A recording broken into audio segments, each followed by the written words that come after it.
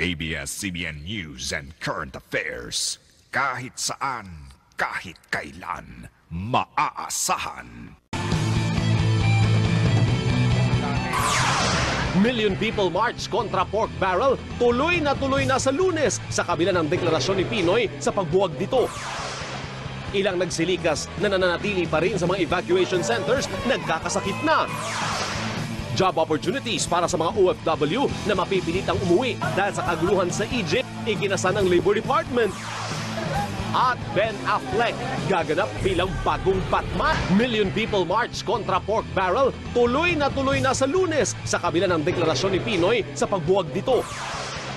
Ilang nagsilikas na nananatili pa rin sa mga evacuation centers nagkakasakit na. Job opportunities para sa mga OFW na mapipilitang umuwi dahil sa kaguluhan sa Egypt, iginasa ng Labor Department. At Ben Affleck gaganap bilang bagong Batman. Million People March kontra pork barrel tuloy na sa Lunes sa kabila ng deklarasyon ni Pinoy sa pagbuwag dito. Ilang nagsilikas na nananatili pa rin sa mga evacuation centers nagkakasakit na.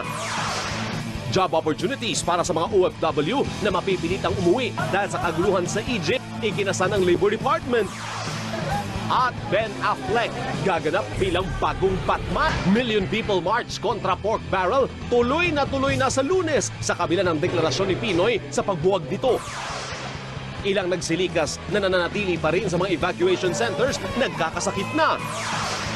Job opportunities para sa mga OFW na mapipilitang umuwi dahil sa kaguluhan sa Egypt, iginasa ng Labor Department.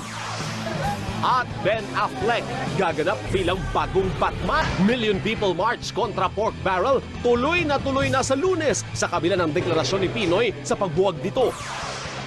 Ilang nagsilikas na nananatili pa rin sa mga evacuation centers nagkakasakit na. Job opportunities para sa mga OFW na mapipilitang umuwi dahil sa kaguluhan sa Egypt, iginasa ng Labor Department. At Ben Affleck gaganap bilang bagong Batman sa kabila ng deklarasyon ni Pinoy sa pagbuwag dito. Ilang nagsilikas na nananatili pa rin sa mga evacuation centers nagkakasakit na. Job opportunities para sa mga OFW na mapipilitang umuwi dahil sa kaguluhan sa Egypt, iginasa ng Labor Department. At Ben Affleck gaganap bilang bagong Batman. Tutukan sa bandila.